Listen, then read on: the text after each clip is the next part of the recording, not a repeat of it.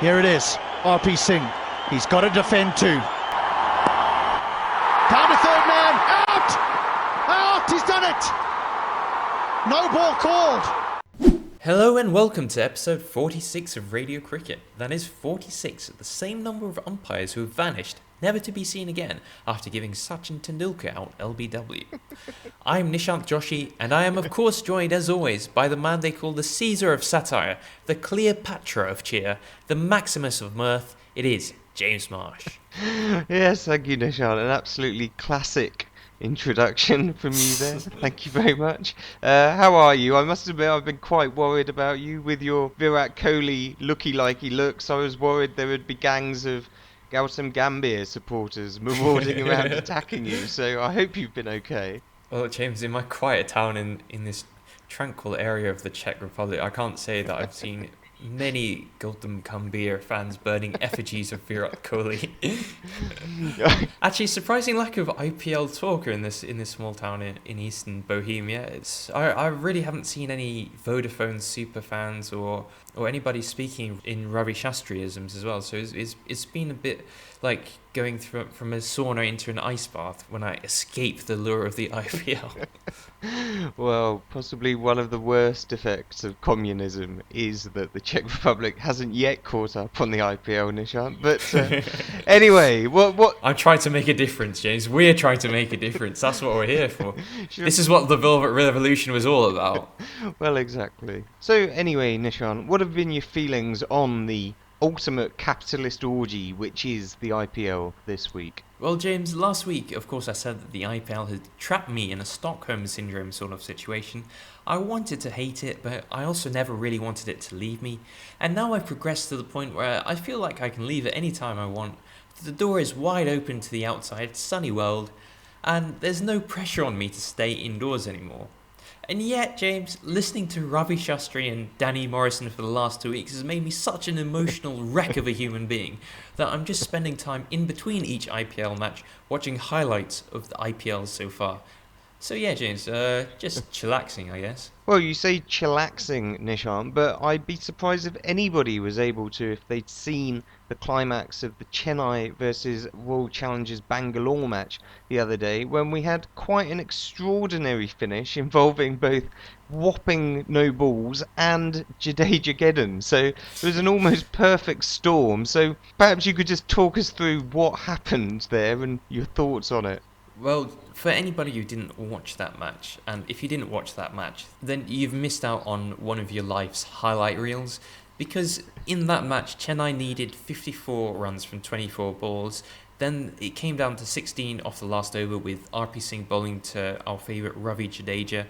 Then somehow he managed to get it to 2 off the last ball with Ravi Jadeja on strike.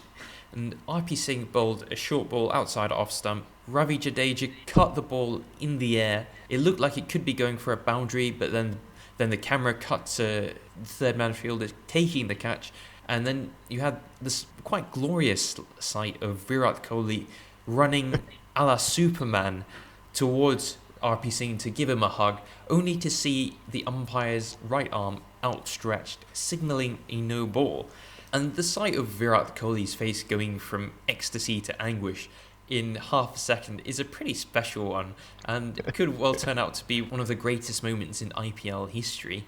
Well, I think there was a certain inevitability about this, Nishant. I mean, we have subsequently seen with the match between Chennai and Pune that there is only one man on earth who can stop Jadeja Gedden, and that is Steve Smith. But so I think in that finish against RCB, we can't be too harsh on RP Singh, although I suspect that even Mohammed Amir thought, blimey, be a bit subtle, mate, when he saw it. It was such a ginormous no ball. But anyway, we mustn't be cynical. There has been a lot of talk about fixing and so on. Really? James?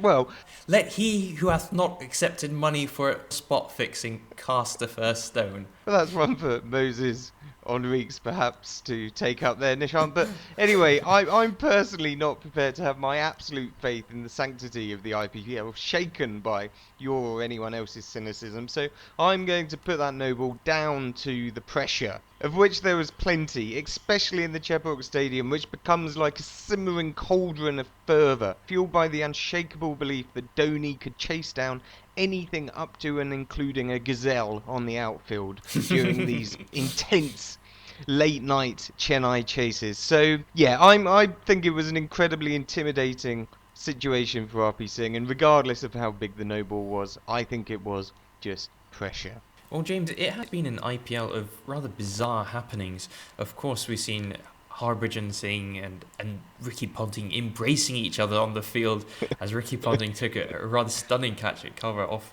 Harbhajan's bowling. And yeah, this no ball from RP Singh, it was one of the strangest things I've seen since Shane Warne started wearing skinny jeans. And perhaps putting RP Singh to the side for one moment, we should talk about Ravi Jadeja and just his sheer ability to win matches even when he's lost them. I mean, if you think about it, James, Chennai needed 2 to win off the last ball, and Ravi Jadeja still won with a ball to spare.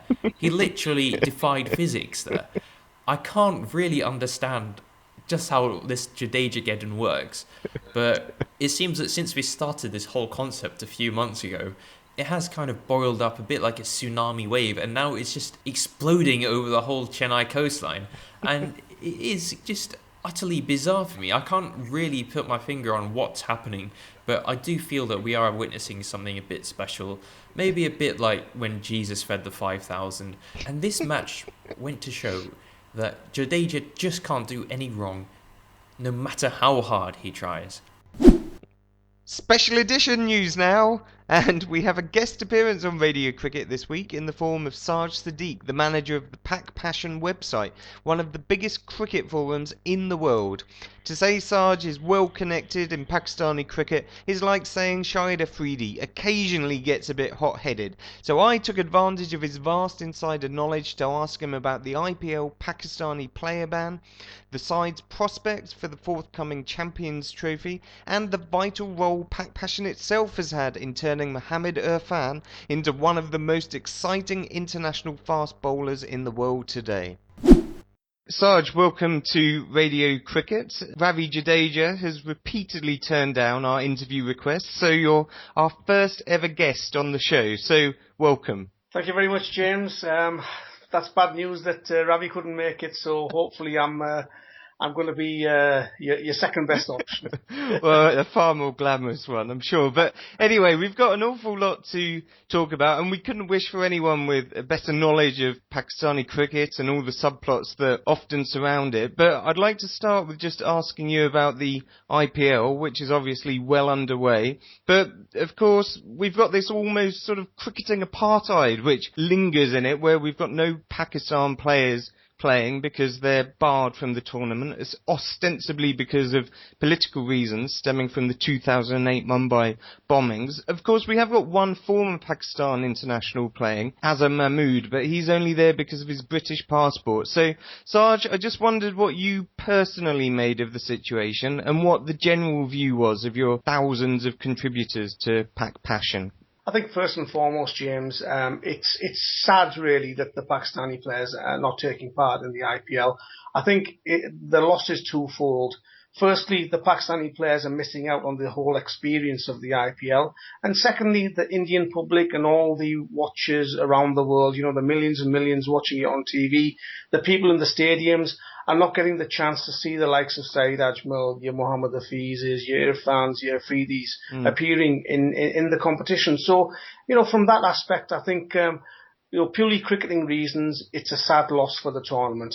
I know it's the largest 2020 domestic competition out there, but really it needs to be more inclusive, and you know, at some point in the future, I think the Pakistani players have got to be given a chance. As far as the second part to your question, the Pakistani public, and I think the media as well, it's got to that stage where it's a case of, you know, it's that reluctant acceptance almost, James, whereby you knew it was going to happen. This time around, there were rumours that the Pakistani players would be included in the auction, and then suddenly one of the head honchos at the IPL announced that the Pakistani players will not be included. That was no surprise. I think anybody that follows Pakistan cricket, that from the public perspective and the media perspective, there was no surprises there. Sure. Well, I wanted to ask you about the reasoning that the BCCI gave, because one of the head honchos, as you mentioned, he actually said, I think off the record, he didn't give his name, but he asked who would be foolish enough to invest in the Pakistani players, almost implying that there was no point in the BCCI allowing the players to go onto the auction list because the IPL franchise owners wouldn't buy them. Now, I think we've learned from experience you can never ascribe too much logic to the way IPL franchise owners spend their money, but I find it very hard to believe that if we'd had Afridi on the auction list, for example, that he would have gone unsold. So do you think that this sort of financial potential that players like Afridi and Ajmal have for the IPL could eventually see a resolution to this problem? I mean, if you look at IPL 1, James, look at the number of Pakistani players that played in the tournament. Some players played in that tournament. Even the Pakistanis were surprised that they were given an opportunity. Yeah. Now, I don't for a minute believe that, the likes of Afridi, Ajmal, even the likes of Irfan, Umar Gul, for example, one of the top T20 bowlers in the world, those guys would not have gone unsold, in my opinion. I think the franchises would have been, fighting over each other, fighting over those players, and I think there would not have been any problem at all in those Pakistani players being bought by the franchises. Even the likes of Shah Rukh Khan, Kolkata Knight Riders, I'm sure he made a statement at some point saying that, the Pakistani players should be given a chance. Well, indeed. Well, there's obviously a desire among the players to play in these tournaments. We've seen this week that a number of players, including the T20 captain Mohamed Hafiz, have signed up to the Caribbean T20 tournament. So, Saj, we're not asking you to name names, of course, but we know you do have an inside track. So do you think there is a bitterness from among the players that they're not able to show their skills in the IPL? Oh, absolutely, James. No doubt about it. I mean, both from the perspective of not being able to show off their skills in the Premier T20 tournament, but also from the financial side of things. Sure. The Pakistani players get paid peanuts, really, for the domestic T20 competitions. They've not played in the Bangladesh Premier League this time around. PCB didn't allow them to. So really, you've got the Caribbean Premier League and the Sri Lankan Premier League are the two opportunities, really, for the Pakistani players. They are missing out big time. They won't make any statements in the media at the moment about missing out on the IPL, but undoubtedly they are very peeved off at missing out on this tournament. Okay, well, moving on to hopefully happier matters, and one place where the Pakistani players will be able to showcase their skills is the ICC Champions Trophy, which is being held in England, which, of course, was a happy hunting ground for Pakistan back during the 2009 World T20, which they won. So, Saj, Pakistan go into this off the back of a really thrilling ODI series in South Africa, which they narrowly lost 3-2, but I think there were an awful lot of positives to take out of that, and not least Mohamed Irfan's bowling, and he's a player that Pak Passion have got a special interest in, I think, because I think you were quite instrumental in bringing him to the attention of the national setup. So perhaps you could just tell us a little bit about that, and also what you think his and Pakistan's chances are in this forthcoming tournament. Yeah, regarding Irfan, James, what happened was we had close contacts with one of the Multan-based coaches, a guy called Nadeem Iqbal, who has been the mentor to a lot of bowlers in that region. He contacted one of our guys at Pak Passion and said that, listen, I've got this tall fast bowler and I've got a spinner who really should be given a look at the National Cricket Academy. Now, the guy who was working at the National Cricket Academy at that time was former Pakistan fast bowler Aqib Javed. So we contacted Aqib Javed and said, listen, there's a tall fast bowler, left armour. We've heard good things about him. We'd not seen any videos of him, James, so it was only on conversations we'd had. And there's a spinner as well who the coaches in Multan region are saying are very promising. Could somebody at the NCA spare some time and have a look at these two guys? And, what happened was that unfortunately the spinner didn't make it, but Irfan went to the National Cricket Academy in Lahore, and Aqib Javed was very impressed, as were the other coaches. At that time, Irfan didn't even have any cricket spikes. He didn't have any cricket boots. He actually bowled in trainers. At these, you could say, were trials almost. They bowled him the nets at some of the players that were at the National Cricket Academy practicing at that time. And Aqib was very, very impressed.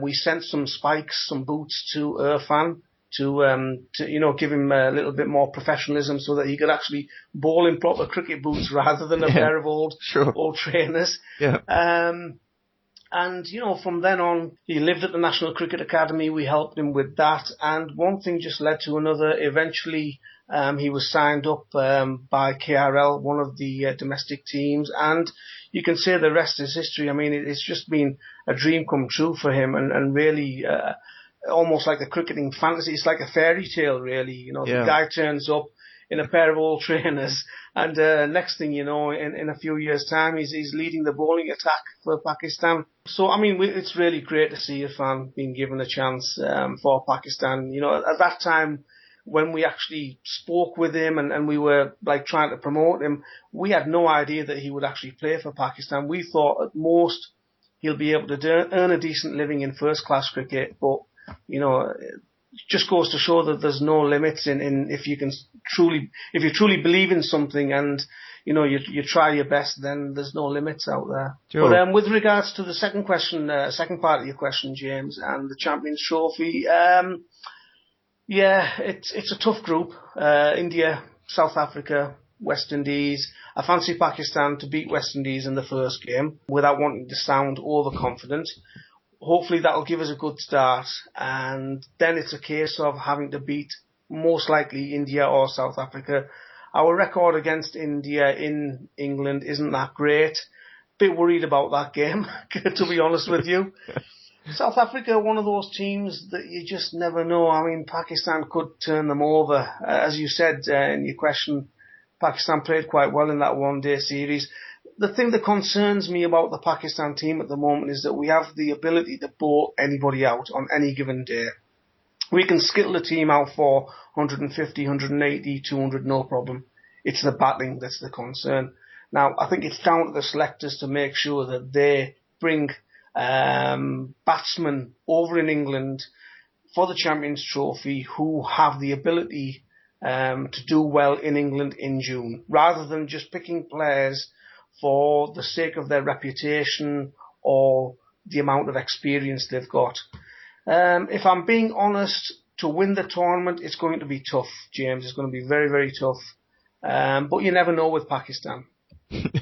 Well, indeed not. Well, it was ever thus, perhaps, Saj. But just on that topic, I wanted to ask you about Nasir Jamshed, who had a wonderful start to his international career, and we remember those 2 great hundreds he got against India. But he stumbled a little bit in South Africa, both in the tests, and he also averaged, I think, a mere 15 in the ODIs. And of course, he's not the first, and he won't be the last player to come unstuck on those South African pitches against an attack led by Dale Steyn. But perhaps, was he one of the players you were thinking of that perhaps might have to come out of the side because of the pitch conditions in England in June? With Nasser, he's also struggled in the one-day domestic tournament that has been ongoing, the last couple of weeks, James. He scored 26 runs in 3 innings. Obviously at an average of just under 9 really for National Bank. So his form hasn't been great in Pakistan on those wickets either, which, is a double concern. And as you quite rightly stated there, he struggled in South Africa. Personally, I've always been keen on Cameron Akmal at the top of the order. I would possibly open with him and Mohammad Hafiz. I know Hafiz had a torrid time in South Africa, especially against Dale Steyn, but if it were down to me, I would, I lost count of the number of times Steyn got Hafiz out, but I would personally go with Cameron Akmal and Mohamed Hafiz at the top of the order in England in the Champions Trophy, purely on the basis that give Cameron Akmal the licence to go out there and smash the ball to all parts, and Hafiz can play a bit more of an anchor role at the top of the order. I think Nasser might struggle in England. All right, well, again, speaking about the batting, perhaps another cause for optimism for Pakistan fans was the resurgent form of Shahid Afridi in that South Africa ODI series. And I think Dav Watmore is someone who's come in for quite a lot of criticism from ex-players and officials, quite unfairly in my opinion, but I've long hoped that Afridi's batting with maturity would return to him, but it's never quite happened. But under Watmore's tutelage, it does seem to. So, A, do you think this is going to last, this newfound sort of maturity with Afridi? And B, what role do you think Dav Watmore has played in that? I hope that Shahid Afridi's batting form returns to, the levels that it reached in 2009 in the last major tournament in England. During that T20 World Cup, he batted with responsibility, authority, maturity, and, even in that final, he played an excellent innings and saw the team home. He was not out at the end, which is very unlike Afridi. We all know over the years that it's hit and miss with Shahid. At the moment, I worry about Shahid's, mental state, so to speak, in terms of, what role has he got in the team? Maybe he feels as if he's not performing well and he's getting more and more tense and uptight and, having or trying to do too much, even with his bowling, especially in one-day cricket. He's not taken a wicket for several matches now. And you just get the impression that he's trying to do too much with the ball. And same with the bat. He comes in and, he's played that one innings, which was fantastic. But then, after that, it went back to the same old Afridi where, stupid shots, no responsibility, no maturity. He really needs to assess his role in the team and look at his form, look at what he's doing. Whether he can do that in the Champions Trophy, again, it's anyone's guess. He's just one of those characters who, in the big matches, can turn it on. I mean, the first thing, though, James, is whether he actually gets selected. Because the chief selector, Iqbal Qasim, when I spoke with him recently, he said that this one-day competition that's happening in Pakistan will dictate who they actually select for the Champions Trophy. And Afridi's not been in great form in that. I think he had one decent innings in the first game that he's played. He's had to miss a couple of games. I know his team are through to the semi-final, so it's a big match for him coming up, that semi-final. Dav Watmore, Watmore's got one of the toughest jobs in cricket. No doubt about it. It's a poison chalice, the Pakistan coaching job. And there's a lot of people out there who wouldn't touch it with a barge pole, The problem is there's a lot of people, ex-players, also in the media, who don't want Dav there. I mean, he's a lovely guy, Dav. I've got a lot of time for him. I'm very pro-Dav, in my opinion. I think he's brought a lot of good things to the team. But there are a lot of people within Pakistan cricket, within the board, and within the media, as I say, who don't want a foreign coach there. It's nothing personal against Dav. It's just that they do not want an outsider, so to speak, at the helm of the team. And whatever Dav does, I think they will jump down his throat. The team lost 3-0 in South Africa, which wasn't a massive surprise, but he got a terrible hammering in the press for that series defeat. So he's got a 2-year contract. It's a very, very tough job, and I don't envy him, to be honest with you, James.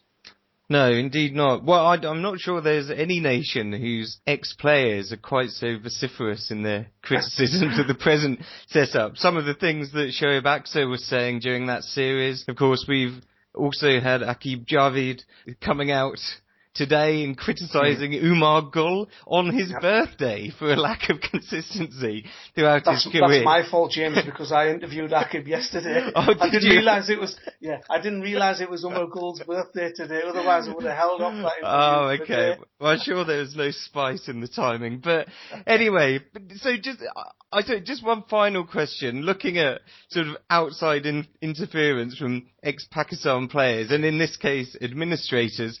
This week, Ijaz Butt has reared his head again, and he's become embroiled in a couple of rows, one with Afridi, but also perhaps one more seriously with Hafiz and Misbah, who again had to deny that there was any rift between them, or that Hafiz was after Misbah's ODI captaincy and so on and so forth. So a lot of people just think this is all froth, but it has gone on for quite a while. So, Saj, is there a case that Hafiz and Misbah should just admit that they're constantly at war and call press conferences when they're not? Or is this all just a media firestorm that's stirred up every once in a while? I think Hafiz and Misbah need to buy each other a best wishes card and a box of chocolates each. Have the PCB photo that ceremony and then send it out all over the world, James. That would put an end to the matter. But in all seriousness, I mean, it's been 3 days now since they've denied it, so I'm expecting another denial tomorrow. It must be due. It's one of those situations where I think the Pakistani media have got hold of it, and obviously they must, a little bit quiet, not much happening. Let's spice things up. I think there's a couple of journalists specifically based in Pakistan who are very much anti-Misbah and Mohammad Hafiz. They spice things up with a couple of sessions on the television. Sure. And they've been sort of the instigators of those stories. In my opinion, James, I don't think there's much to it. From what I've heard, that there's always going to be little disagreements between senior players, between any players really, sure, of any team in any sport. And Misbah and Hafiz have played a lot of domestic cricket together. They've played a lot of international cricket together. They've played for the same domestic team, Suigas, for a number of years as well. And they also played for Faisalabad until recently in T20 cricket as well. And I think it's been blown out of all proportion. But also I think the PCB haven't handled it very well in all these denials. We've had 2 or 3 situations where the players have denied this in interview after interview. Recently there was a press conference held by Hafiz and Misbah, joint one, and they came out with another denial. But I just think it's been blown out of proportion. It's just one of those situations that could have been handled a lot better, in my opinion. Ijaz Butt, James, sorry, the last bit of your question there. Good old Ijaz, always good for a quote. Poking his nose into business that really I don't think he should be poking his nose. I think somebody's obviously phoned him up for a story. He's been very vocal in his criticism of Hafiz, saying Hafiz shouldn't captain the T20 side. It's none of Ijaz Butt's business. He's no longer the chairman. He's not involved in Pakistan cricket. Yeah. He's just causing an issue over nothing. I know he's had some issues with Shahid Afridi now as well. Yeah. Again, Ijaz Butt should concentrate on what he's doing.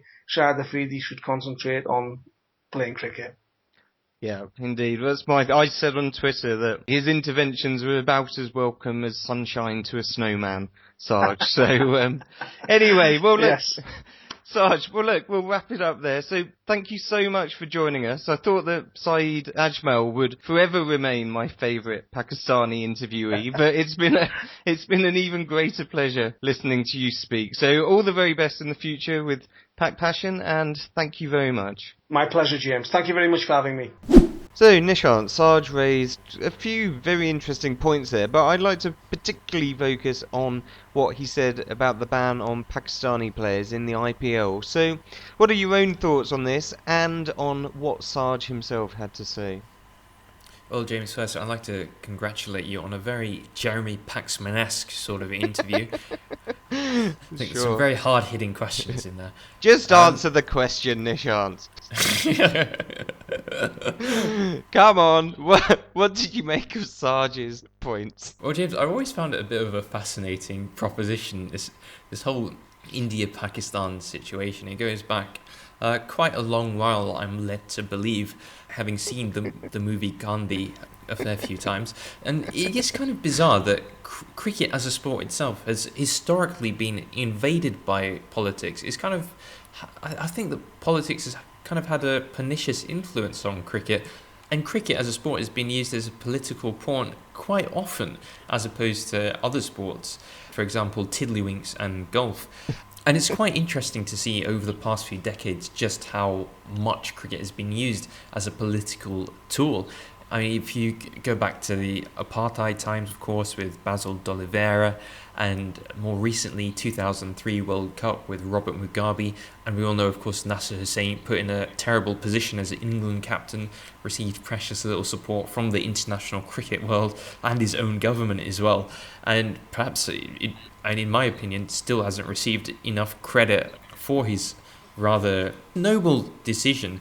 He was kind of ostracized, kind of left to hang out to dry, and you see that's the sort of territory that cricket and politics kind of have. They're inextricably intertwined, as we've seen especially since 27th of November 2008, when of course you had those terrible Mumbai bombings blamed on Pakistan terrorists.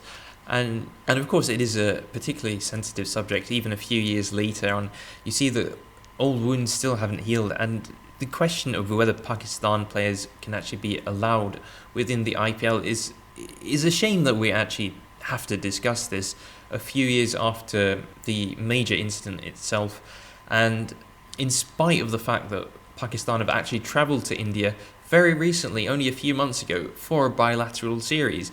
And so it doesn't make sense whatsoever to see the likes of Asad Rauf umpiring in the IPL, Waqar Younis as a coach in the IPL, Ramiz Raja commentating in the IPL, awfully as he does, but commentating nonetheless. And yet you see Pakistan players banned left, right and centre. You've got players like Shahid Afridi, Mohammad Hafiz, Misbah ul Haq, you've got Junaid Khan, you've got a generation of Pakistani cricketers who are really, really missing out on the IPL, and I really do feel for them, because it's not their fault at all. If you look at the actions of others, the Pakistan cricketers have precious little to do with it. Well, I think you make some interesting points there, Nishan. I think it is a very murky business when sport and politics mix, but I mean, sometimes they do go together, like chalk and cheese, as I think is the case here, but other times they're more cheese and crackers, as I think was the case during the sporting ban on apartheid era South Africa, which I think did have a genuine effect on eradicating that regime. I suppose I do concur with you. For me, it's hard to find a moral equivalence between banning players from a country where a number of individual citizens have committed an atrocity, however appalling, and banning a South African regime which existed institutionally to exclude people from society and sport on the basis of the colour of their skin. It's not in any way to diminish the awfulness of the Mumbai attacks, but I simply can't see the causative relationship between barring Saeed Ajmal from the IPL and preventing further terrorism. I know people will disagree with that, although to be honest, I have to say I'm not sure there is such vociferous passion about this on Twitter. Obviously the best barometer to take for any sort of scientific measurement of opinion, but there does just seem to be this awkward truce, this sort of awkward silence on this matter. So I completely agree with you on the inconsistency of India inviting Pakistan to play in an ODI series but not letting individual players play in the IPL. But I personally think, as I hinted in the interview with Saj, that eventually commercial realism will take its course and we will hopefully see Pakistanis playing in the IPL once again. Well, James, you know, I always like to look at the positive side of things, and when there is a yin, there is a yang, of course, and Pakistan's exclusion has, of course, led to a burgeoning boost in the wallets of a fair few third-rate Aussies, some of whom have become millionaires over the past few years, pretty much just thanks to politics on the subcontinent. We have seen many overseas players perhaps friends of certain IPL coaches who probably wouldn't otherwise have got an IPL gig go for a fair few $100,000 in each IPL auction, not really perform as well as a lot of people would have hoped, and often just warming the benches. There are a fair few, as we speak, who are lining their wallets. So while we may be deprived of Shahid Afridi hitting sixes and taking wickets, and having crowd cheer him on all over India, just be thankful that we have Luke Thomas back warming the bench at Kings 11 Punjab, gawping at Prithi's Inter. Well, that brings us to the end of another episode of Radio Cricket. Thank you very much once again for joining us. Do make sure you listen to us on YouTube. That's youtube.com/altcricket. You can download us from soundcloud.com/Radio Cricket, or also on iTunes if you just search for Radio Cricket. We really do appreciate all of your feedbacks, all of your comments, all of your likes. Often in weeks like this, it's the only sort of appreciation we get. They are like virtual hugs to us, so we do really appreciate them. Well, James, I'm off to find that video of Srishant getting slapped. And I'm off to try and find that video of Srishant not acting like an idiot. I've been James Marsh. I've been Nishant Joshi. Goodbye. I think it was a very poor performance. One of the worst things I have ever seen done on a cricket field. Good night.